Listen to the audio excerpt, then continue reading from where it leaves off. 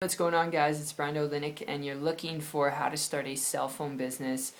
Awesome question. And when it comes down to this, having started a couple different types of businesses that involve wholesale distribution, marking up retail price, and then selling it to the generic public, which is essentially what you'd be doing with a cell phone business, unless you're actually creating with your own business, your own shop, your own manufacturing facility, cell phones, which I wouldn't recommend you do.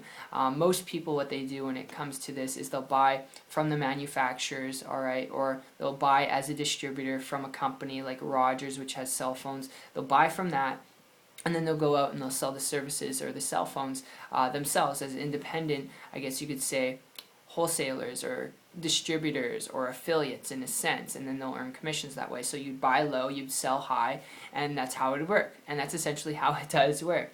You can build relationships with Bell, Rogers, T-Mobile, all these different types of cell phone providers. You can also build relationships with manufacturers, but I'm telling you, if you're looking at this really just to be your own boss, to create an income, to quit your job, to create time freedom and flexibility, when it comes to a cell phone shop, when it comes to a cell phone business, opening it up, being your own boss, maintaining, managing equipment, supplies, employees, back orders, all right, all that stuff and more, it can be so draining. And I'm not saying that it's bad, okay, because in essence, I kind of described how you can do it. Then the marketing part is, you can put things out on Craigslist, eBay, Amazon, you can market yourself on Facebook, Instagram, and that in essence is how you can get started doing that, building relationships with the manufacturers, becoming a wholesaler, distributor, and then doing it that way. But I'm telling you, with employees, equipment, supplies, all that stuff, having done it before, not saying that it's good, bad, right, or wrong, but if you're looking at starting a business to create freedom, if you're wanting to create freedom and you're managing and maintaining all those things all day long, you're going to fall into the trap like I did going back like 16 months ago, where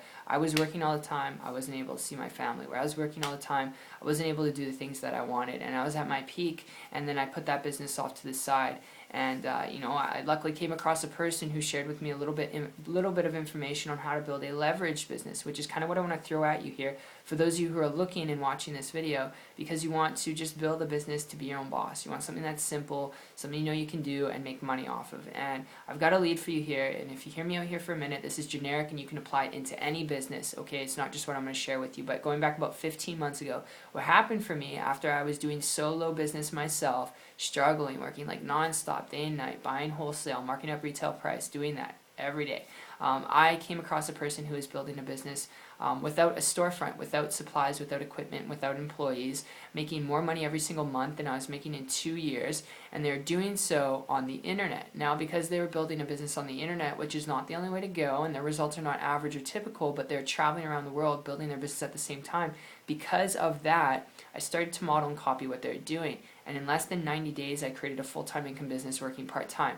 Am I telling you the internet's a better place? No, okay? Depending on, maybe your goals, your dreams, your aspirations, possibly. But I share that with you because of the principles of me connecting with another person, which is really the key that's going to unlock the hidden door to freedom for you in the independent business space, in becoming a business owner, an entrepreneur.